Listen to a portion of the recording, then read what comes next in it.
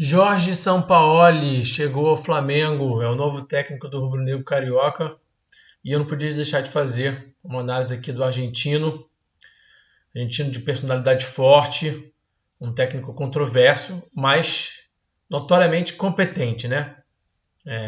Se você ouvir por aí alguém falar, ganhou o quê?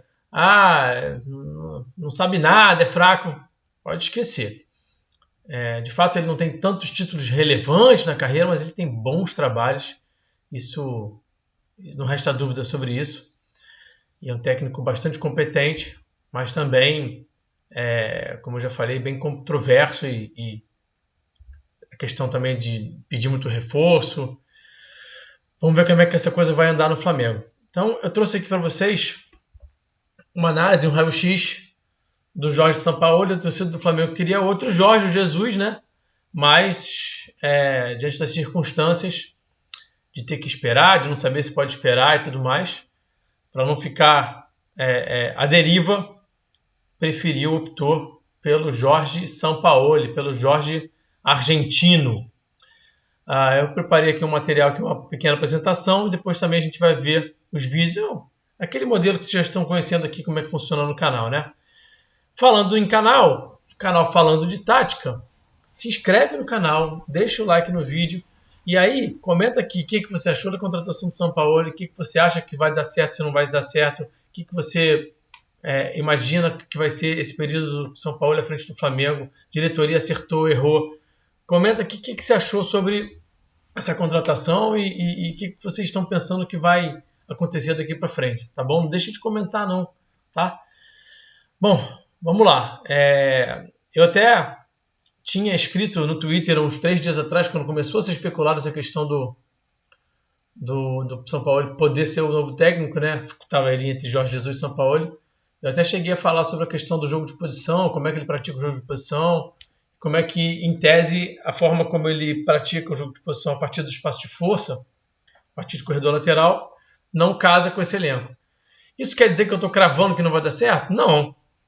Ele pode haver uma reformulação no elenco, ele pode trazer jogadores com que ele se adapta melhor, ele pode fazer esse elenco jogar também de acordo com o que ele gosta, ou também pode se adaptar um pouco, fazer algumas mudanças na forma como ele entende o jogo. Eu já acho isso um pouco mais difícil, mas não acho impossível, né?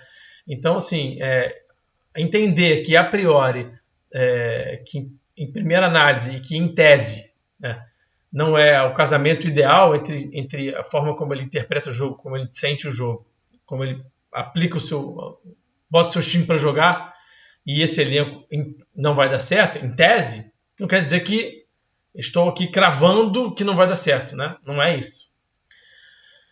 Vamos lá, chega de lenga-lenga, vamos falar aqui de senhor Jorge Sampaoli. Bom, deixa eu botar aqui no cantinho a minha pessoa. Quem é Jorge Sampaoli? Jorge Luiz Sampaoli Moya. Nasceu em 13 de 3 de 60, acabou de fazer 63 anos, até cerca de um mês. Nasceu em Cacilda, na Argentina. Bom, principais clubes e seleções que treinou. Universidade de Chile, né, foi o primeiro trabalho relevante do Sampaoli. Já falar dos títulos que ele conquistou aí também. Seleção chilena, seleção da Argentina, Sevilha da Espanha, 2 vezes ele já treinou, o Santos, o Atlético Mineiro e o Olympique de Marseille. Agora o terceiro clube brasileiro que ele vai treinar é o Flamengo. Bom, principais títulos, Sul-Americana de 2011, aquele time da Laú encheu os olhos de todo mundo, foi um trabalho muito, muito importante do Jorge Sampaoli. O primeiro trabalho relevante dele é um trabalho, talvez, dos melhores que ele fez. É difícil cravar qual é o melhor trabalho que ele fez, mas o trabalho da Laú é muito importante. A Copa América de 2015, né, primeiro título da seleção do Chile, muito marcante, né? Ele também conquistou esse título importante e foi bicampeão chileno 2011 2012. Dirigiu a Argentina na Copa de 2018 e o Chile em 2014. Não é qualquer técnico que consegue dirigir 2 seleções diferentes em 2 Copas do Mundo diferentes. Não é para qualquer técnico. Já não é para qualquer técnico dirigir uma seleção numa Copa do Mundo. Já é uma coisa que a gente está falando da elite da elite. E o cara dirigir 2 seleções sul-americanas, 2 seleções que têm uma certa tradição no futebol, a Argentina muito mais que o Chile, mas enfim, o Chile é uma seleção importante da América do Sul, né, e disputa com frequência a Copa do Mundo. não é para qualquer um, não é para qualquer um. Isso é um currículo bem pesado aí do nosso Jorge Sampaoli em termos de seleções. Aproveitamento, não vou ler exatamente tudo, absolutamente tudo, para não ficar chato, não ficar coisa demais. Eu quero destacar aqui o fato de o único time que ele teve mais de 100 jogos ter sido a Universidade do Chile e ter sido o segundo melhor aproveitamento dele junto com a seleção do Chile, né? 68%, 69%. Me chamou a atenção também o número de derrotas bem baixo no Santos, né? 8 derrotas só. Ficou um ano inteiro, então a gente sempre fala que o Jorge Jesus só perdeu 4 jogos enquanto teve no Flamengo. O São Paulo só perdeu 8, né? É um número significativo porque é uma temporada inteira só perdendo 8 jogos e com um elenco que não era tão bom assim.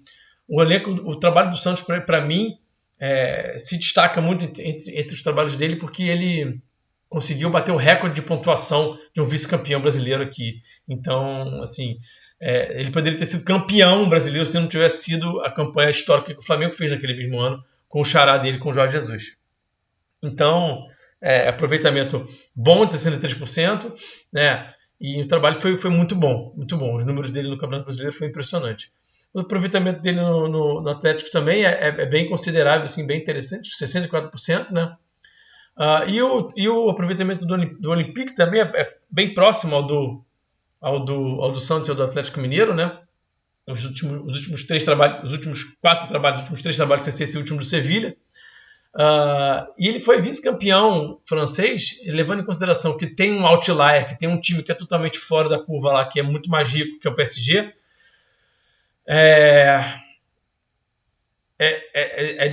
de se destacar o fato de ele ter sido vice-campeão, né? Ter levado o Olympique depois de alguns anos de volta à UEFA Champions League. Então o trabalho no Olympique também foi muito bom, também foi bastante interessante.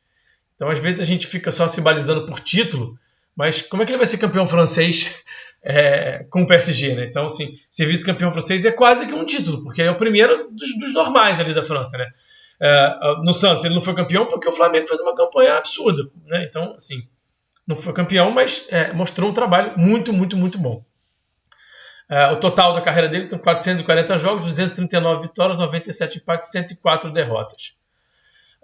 Como é que ele joga? Bom, aqui eu queria falar realmente, a gente vai falar um pouquinho melhor nos vídeos que eu vou apresentar, mas eu queria falar sobre como é que o Jorge Sampaoli coloca os times dele para jogar. Então, como é que joga atacando? Bom, o Jorge Sampaoli é um adepto do jogo de posição, ele é um discípulo do Marcelo Bielsa, e ele joga o jogo de posição a partir do espaço de força. O que isso quer dizer? Ele gosta de distâncias longas entre os jogadores. A saída, você vai reparar que a saída do zagueiro já é uma distância longa, eles não estão próximos, eles usam passos mais longos. Do zagueiro para o lateral, ele usa distâncias longas no espaço, os jogadores não têm muita tendência de se aproximar. A não ser em último terço, para alguns tipos de dinâmica que ele possa tentar gerar, até porque o jogo de posição também privilegia bastante, né, as vantagens. A vantagem numérica também é uma delas, então em algumas situações ele vai buscar vantagem numérica aglomerando os jogadores numa zona do campo, próximo do centro do jogo, próximo da zona da bola, mas não é a tônica do jogo dele. A tônica do jogo dele, especialmente em primeira e segunda fase de construção, quando o time está progredindo, está evoluindo, é fazer o jogo andar com passes longos, né? E ele também usa muito a diagonal longa, faz o time, a defesa adversária balançar, usa muito essa bola atravessada de um lado para o outro do campo. Ele gosta muito de ter posse de bola, como eu já falei, longas distâncias, a posse de bola também como uma forma de defender com bola, né? De defender com posse. Também é uma das formas como ele entende o jogo, como ele interpreta. Eu gosto de valorizar essa posse de bola, mas também acelera quando é necessário. A gente vai ver isso nos vídeos também. Quando os times do São Paulo têm a oportunidade de acelerar, acelera, não deixa de acelerar, até porque outra vantagem que ele busca também sempre é a vantagem cinética, a vantagem posicional, atacando as costas da última linha. Tem muitos movimentos das rupturas, como está escrito aí também. E cruzamento do lado oposto. Tem muito gol de cruzamento do lado oposto. E aí é curioso notar que não é aquele cruzamento de cabeça. Mas tem muito cruzamento pelo chão, né? Ele faz a bola girar de um lado para o outro. Na hora que ele varia esse corredor, na hora que ele varia de um corredor para o outro, ele faz a jogada de um ponta para o outro, às vezes de um lateral para o outro. A gente vai ver isso nos vídeos também. Defendendo, muita pressão pós-perda, muita intensidade nessa marcação, bloco alto, muitas vezes, pressão no portador da bola, né? A gente provavelmente vai ver o Flamengo de novo com esse tipo de postura em campo, assim a torcida espera, né? Bom, as vulnerabilidades defensivas, eu também vou trazer isso no vídeo para vocês, bem mais curtinho do que a parte do time dele atacando, mas tem vídeo sobre isso também. As costas da última linha, transição defensiva. Ele parece que sofre um pouco do próprio veneno, né? Ele gosta muito de atacar as costas da última linha, mas também a gente deu para perceber, vendo um pouquinho, estudando um pouquinho os times dele, que ele também tem um pouquinho de dificuldade, os times dele têm um pouquinho de dificuldade de defender as costas da última linha, tomar um pouco de bola nessa a famosa bola nas costas, né? E também transição defensiva, o time sofre um pouco. Por quê? Porque sobe muito o bloco, é muito ofensivo, agressivo na forma de atacar, então às vezes sobe muito o bloco e deixa um pouquinho a transição, sofre um pouco a transição defensiva em relação a isso, tá? Quem está feliz com a chegada dele, botei esse slide aqui para falar um pouquinho de quem está feliz com a chegada dele, que é quem, né? E aí por quê, né? Vou explicar também. Bom, esse cara aí da foto é o Gabigol. Por que ele deve estar feliz? Por que ele provavelmente vai estar feliz com a chegada do São Paulo? Porque o Gabi é um cara que sabe fazer o facão muito bem, sabe romper nas costas da última linha. E os times do São Paulo usam muito esse tipo de dinâmica, se aproveitam muito desse tipo de situação. Então, eu acho que o futebol do Gabi vai ser potencializado por conta disso.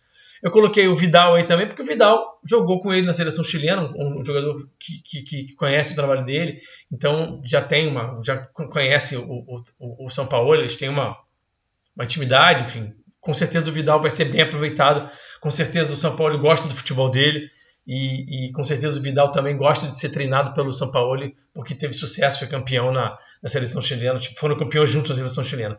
O Marinho é outro também que já trabalhou com o São Paulo e viveu a sua melhor fase como argentino, então deve estar feliz também. O Marinho não vem rendendo muito bem no Flamengo, não vem sendo regular, né?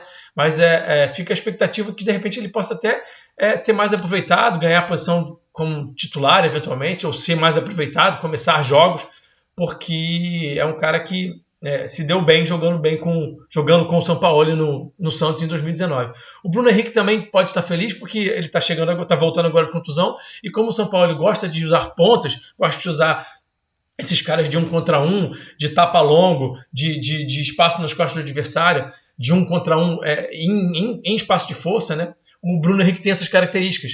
Assim como o Ayrton Lucas também, é um cara que pode ser bastante potencializado em relação a isso. E o Bruno e o Ayrton Lucas também, tem outra situação que a gente vai ver nos vídeos. O Bruno é um cara que sabe fazer esse passe de retorno, chegar na linha de fundo e fazer um passe direcionado para o companheiro que está chegando de frente, esse passe para trás, esse passe de retorno. O São Paulo gosta muito que os seus atletas façam isso. E o Bruno sabe fazer isso. E ao mesmo tempo o Bruno também sabe ser esse cara que aproveita o cruzamento do lado oposto, né? Eu fiz um material aqui recente no canal falando sobre isso. Então o Bruno Henrique pode ser útil dessas duas formas. E o Ayrton também é um atleta que pode usar esse cruzamento do lado oposto. A gente vai ver vídeo do Arana fazendo gol aqui no Atlético Mineiro. E também o Ayrton é um cara que vai chegar, vai ter esse 1 contra 1, vai ter essa bola na profundidade para fazer esse passe para trás e alguém chegar batendo. Então eles vão ter o seu jogo potencializado. O Gerson é outro também, né, que jogou com ele no Olympique de Marseille, viveu sua melhor fase no Olympique de Marseille, até numa posição um pouco diferente da que ele faz no Flamengo. Então fica também essa curiosidade para saber como é que será que o Gerson vai ser aproveitado, como um volante, como um cara mais aberto pela esquerda. Vamos ver como é que isso vai acontecer. E o Cebolinha e o Matheus Gonçalves também são dois caras que me parecem serem potencializados pelos mesmos motivos do Bruno Henrique e do Ayrton Lucas. São jogadores, e do Marinho. São jogadores de corredor lateral, de espaço de força, de 1 contra 1, então de drible, né? Então esses caras podem ser potencializados pelo Jorge São Paulo e podem ser bastante utilizados e podem ter o seu futebol potencializado pelo técnico argentino. Eu botei aqui alguns campinhos. Aqui a gente tem o Olympique de Marseille contra o Nice, um jogo que ele perdeu aqui, e a gente está falando aqui de um 4-1-4-1, né? Com o Payet aberto, o Gerson como um meia, atuando pelo meio espaço ali pela direita, né? Ele também atuou mais aberto, como a gente vai ver depois. E a gente está falando aqui de um 4-1-4-1, né? E aqui a gente já está vendo uma outra situação aqui, um 4-2-3-1. né? Deixa eu só me botar aqui mais para baixo aqui, porque senão eu vou ficar na frente dessa artezinha aqui. Só um minuto, pessoal. Aqui, ó. Prontinho. Aqui fica melhor de ver e fica melhor de entender. Então, a gente está vendo aqui o 4-2-3-1 contra a Lazio, né? Um jogo 2-2, e aqui o Payet já está como um 10 por trás, né, do centroavante, que é o Milik, né? Aqui a gente não tem o Gerson. E a gente tem o Luan Pérez, o brasileiro, que é zagueiro de origem, fazendo uma lateral esquerda, né? Ele gosta muito de mudar esquemas, de usar os jogadores em diferentes posições. E, enfim, isso é uma preocupação em relação à torcida do Flamengo, que não costuma lidar muito bem com isso, né? Vamos ver como é que isso vai acontecer, se a torcida vai conseguir entender isso, vai conseguir lidar com isso, se vai já entrar em pânico, porque ele vai jogar um jogo com 3 zagueiros, o outro com 4, o outro com linha de 5, o outro com 4-2-3-1, 4-4-1, 4-1-4-1. A gente está vendo isso aqui, ó. As duas pancadinhas que ele deu no Flamengo, eu botei aqui pelo Atlético e pelo Santos, ele deu 2 4-0 no Flamengo, né?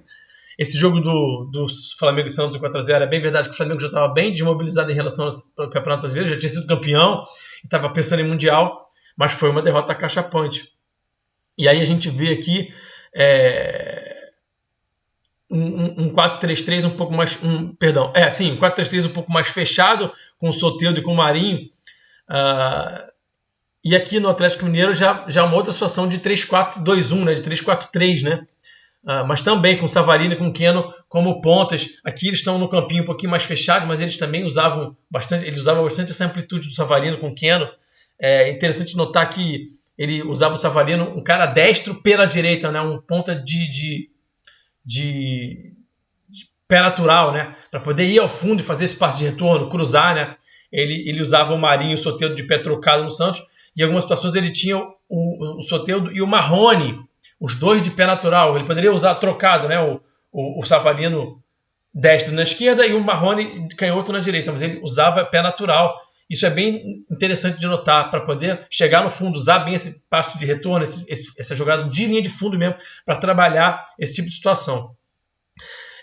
Enfim, aí a gente está vendo, né, de novo a variação, 4-3-3 no Santos contra no 4-0 no Flamengo e um 3-4-3 no Atlético Mineiro. Ele varia muito as formações, apesar de algumas estruturas serem mantidas, né, a regra de ação, como que o time atua, apesar dos esquemas variarem, tem algumas coisas que ele não abre mão. A gente vai ver isso nos vídeos.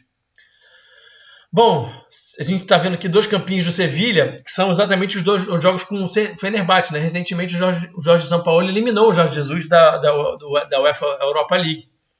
E aí, no jogo em casa, ele foi um pouco mais agressivo, vamos dizer assim, com um 3-4-2-1, um 3-4-3, usando esses pontas para atacar a profundidade e tudo mais, usando o Alex Telles como um terceiro zagueiro, e o Acunha como um ala, né? Ele usava o Jorge como terceiro zagueiro às vezes no Atlético Mineiro.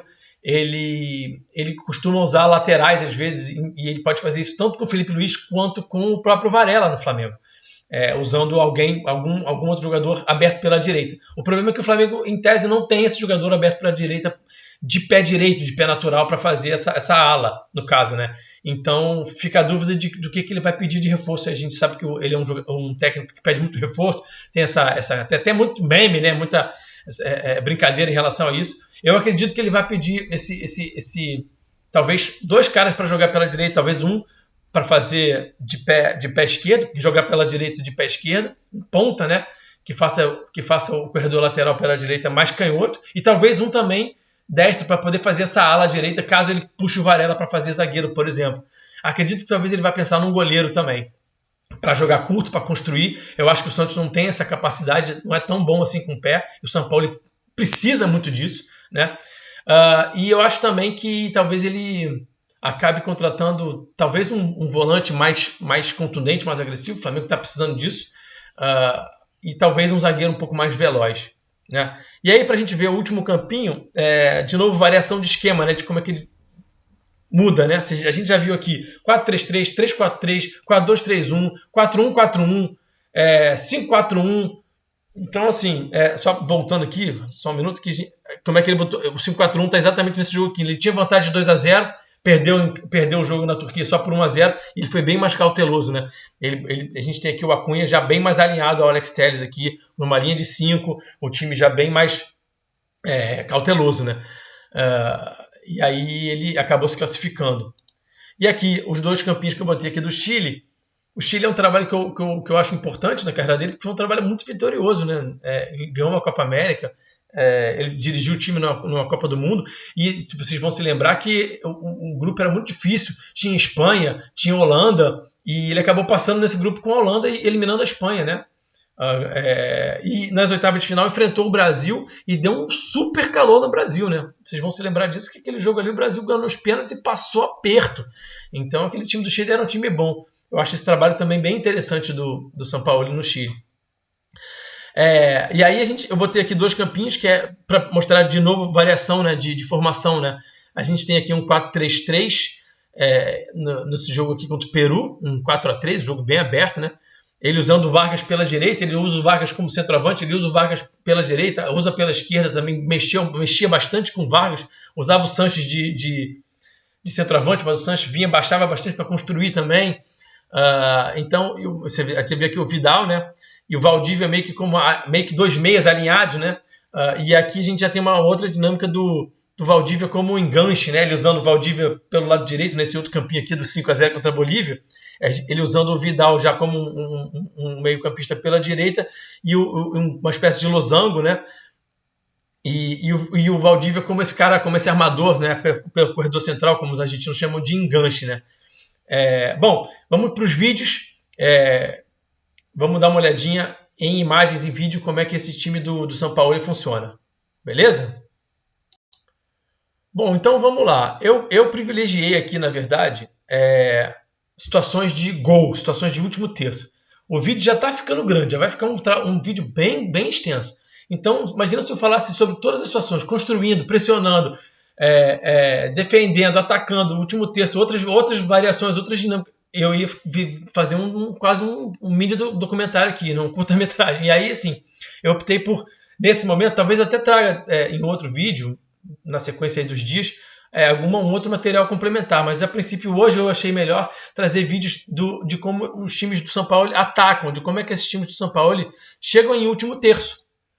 E também vou mostrar um pouquinho do time, das vulnerabilidades defensivas, das duas vulnerabilidades defensivas que eu comentei mais cedo, né? Em relação a como é que o time dele sofre defendendo, né? Bom, vamos ver aqui um pouquinho então de como é que esse time ataca. A gente está vendo aqui primeiro o Sevilha, e eu falei muito da bola longa, tá? Gente, eu preciso pausar o vídeo aqui um pouquinho por motivos estratégicos aqui, para poder o YouTube não meter a tesoura em mim, tá? Então, por isso que eu sempre vou pausando aqui, porque precisa pausar, não tem jeito. Ele usa muito isso aqui, ó. Essa bola longa de um lado para o outro, para fazer o bloco adversário balançar, para poder usar essa dinâmica do bloco adversário balançar, e gerar um contra um, gerar superioridade qualitativa aqui, né? Ele tem o Bryan Gil aqui na situação de um contra um, que ele consegue levar para o fundo, cruzar, e aí, eu não sei se é o Enicídio, quem é que faz esse gol, eu acabei não percebendo, mas ele usa muito cruzamento. E é muito cruzamento assim, leva para a profundidade e faz o cruzamento, um passe, vamos dizer assim, é quase que um passe, né? Ele não costuma fazer muito esse cruzamento por cruzar, esse cruzamento de qualquer jeito, joga na área e vê o que acontece. Não, tem sempre intenção, é sempre depois de uma vantagem, sempre depois de um passe de ruptura, a gente vai ver várias situações desse tipo. Aqui é para mostrar como é que o time dele é bem pressionante na marcação, né? Pressiona o portador da bola, além da pressão pós-perda, que eu acabei não trazendo a situação de pressão pós-perda aqui em vídeo, mas aqui eu consigo mostrar para vocês um pouquinho de como é que o time é pressionante. Tem 3 caras em volta do portador da bola, rouba a bola, e aí é um time que gosta muito da posse e tudo mais, mas também quando rouba essa bola já em zonas mais avançadas do campo, obviamente vai acelerar, vai atacar e vai fazer isso aqui, né?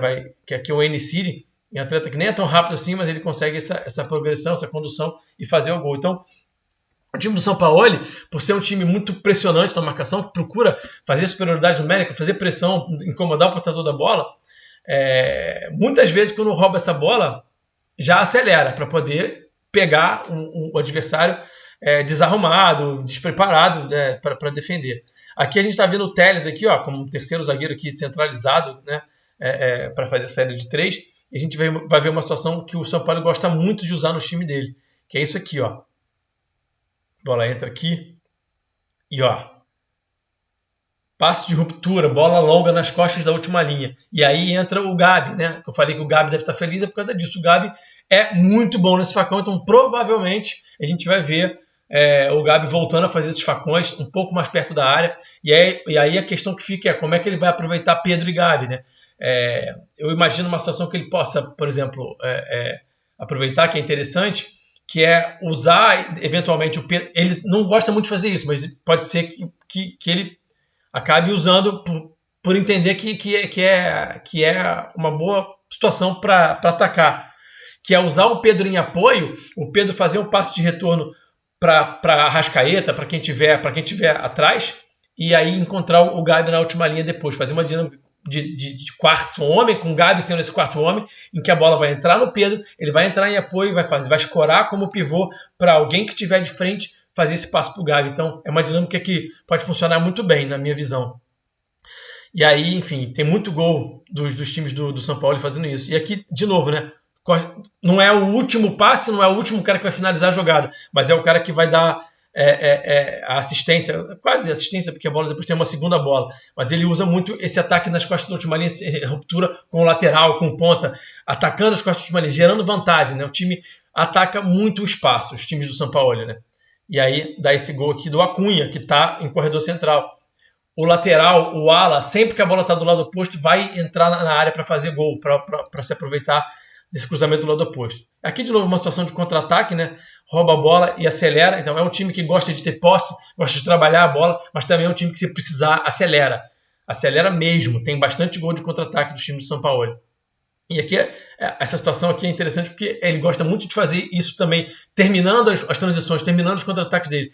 Ele entra por um lado, ele chega por um lado e termina pelo outro. Faz essa bola rodar de um corredor para o outro e vai terminar no outro, no corredor oposto, né? Então, e aqui de novo, situação de costa da última linha, né, de ruptura.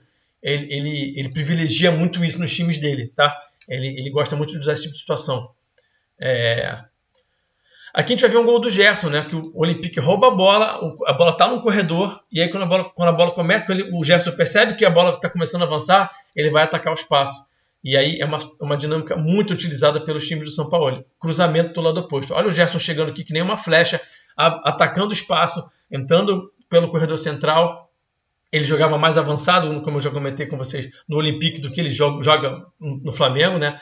E aí ele faz esse ataque aqui às costas do zagueiro e entra para fazer esse cruzamento do lado oposto. Então tem muita situação de cruzamento do lado oposto. E é sempre um passe direcionado. Não é um cruzamento de qualquer jeito. É um passe direcionado para pegar essa bola nas costas do lateral, do zagueiro, do defensor. Porque é uma situação difícil de defender, né? Sai muito gol no futebol mundial. No Brasil aqui então nem se fala nesse tipo de situação. Porque o zagueiro, o lateral tem que dividir referência. Tem que cuidar da bola e tem que cuidar de um opositor, do adversário, que está nas costas. Então não é tão simples assim.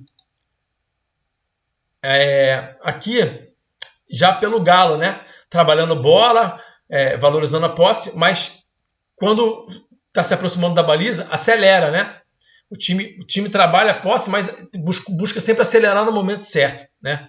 E aí a gente vai ver situação de cruzamento do lado oposto de novo, né? Então, e quem faz esse gol é o Arana. Então, tem situação de um lateral cruzando para o outro. Quando a bola, como eu falei, quando a bola está no corredor, o lateral faz o cruzamento, o outro lateral entra para fechar na área para poder fazer gol. E aí a gente pode ver o Ayrton Lucas se aproveitando desse tipo de situação, como eu comentei. O próprio Bruno Henrique também, né? Nessa bola, o Bruno Henrique pode se aproveitar, inclusive, nessa bola aérea, né? Que ele é muito bom nesse cruzamento do lado oposto. Então, alguns atletas, como eu falei, podem ser potencializados pelo São Paulo. Aqui, vou voltar aqui só um minutinho, para a gente ver como é que ele usa muito o terceiro homem, né? Que é uma dinâmica muito usada no jogo de posição, que você tem uma situação em que você quer chegar aqui no Guga, mas você usa, em vez de você fazer esse passe direto, você está com essa linha de passe fechado, você usa o companheiro, aqui acho que é o Savarino, né, se eu não me engano, não, o Savarino é esse cara que vai fazer esse passe agora, para poder chegar no Guga, né? E aí ele acelera a jogada e faz isso aqui. São gols do do Atlético contra o Flamengo, de 4-0 lá que derrubou o Domi, né? E aí ele foi muito inteligente, ele sabia que o Flamengo subia a linha, sabia que o Flamengo tinha um problema de transição defensiva, que deixava espaço nas costas. Então ele é um técnico que estuda muito o adversário, escala muito jogo a jogo, e nessa ocasião ele foi muito feliz porque ele se aproveitou da vulnerabilidade que o Flamengo tinha, atacando as costas da última linha, de uma forma que ele gosta de jogar, e ele se aproveitou bem de uma vulnerabilidade do adversário. E aqui de novo, bola longa, diagonal longa. Os times do São Paulo usam muito essas distâncias longas dos passes, diagonais longas, passes longos, para poder fazer o outro time balançar para incomodar o adversário. E aí, de novo, ele vai fazer o que eu já tinha mostrado aqui naquele outro contra-ataque, que é trazer de fora para dentro e começar essa transição por um lado, se aproximar da área por um lado, mas terminar essa jogada pelo outro, né? Então faz esse arraste de fora para dentro, encontra o Keno do outro lado e finaliza. Tem muito esse tipo de situação nos times do São Paulo, tá? Aqui mais uma vez, gol do Soteldo aqui com o Sanches invadindo, ganhando as costas do adversário. Muita situação de ganhar as costas, de romper nas costas, né? Ele vai sempre priorizar isso nos times dele. E aí faz esse cruzamento do lado oposto, o Soteldo chegando para finalizar. Os extremos acabam finalizando, fazendo muito gol, por conta desse tipo de dinâmica de cruzamento do lado oposto, né? Então a gente pode ver o Bruno Henrique, por exemplo, atuando de extremo, mas entrando muito na área e fazendo muito gol. Aqui do Marinho para o Soteldo, de um extremo para o outro, né? De novo, cruzamento do lado oposto, né? E de novo no Santos, né? Ele aproveitava muito essa situação no Santos também. E aí vou botar aqui um pouquinho o Chile também para mostrar para vocês um pouquinho desse trabalho que, como eu falei, é muito interessante e como é que os times dele têm um padrão, né? Vocês estão notando que tem padrão? Vocês estão vendo quantas situações do mesmo jeito que ele usa? De novo, passe longo, passe de ruptura, desmarque de ruptura por parte do centroavante. A gente está vendo aqui nosso glorioso Isla, né? Ex-atleta do Flamengo. Então, assim, bola está descoberta, o centroavante vai atacar essas costas da última linha. Ele sempre vai pedir para o centroavante fazer isso. E aí, de novo, né? A gente pode ver o Gabi sendo potencializado com isso aqui, né? É uma dinâmica que ele gosta muito de usar. Não tem jeito. Ele sempre vai querer usar, sempre vai querer fazer. E eu acho que pode funcionar bem com o Flamengo nesse sentido, tá? Aqui mais uma vez,